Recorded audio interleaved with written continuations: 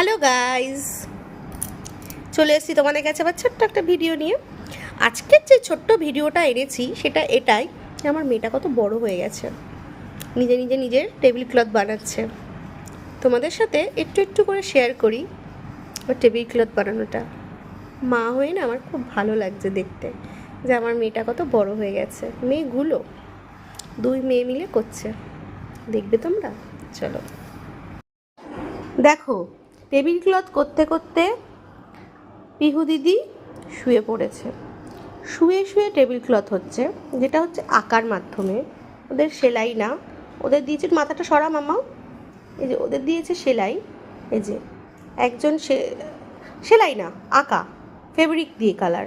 একজন রং করছে আর একজন তাকে সাহায্য করছে। দুজনেই আঁকতে আঁকতে এতটাই হাঁপিয়ে গেছে যে শুয়ে পড়েছে। দেখতে পাচ্ছ? দেখো। ওকে, এটা তৈরি হোক, তারপর বাদবাকিটা আবার দেখাবো। টাটা।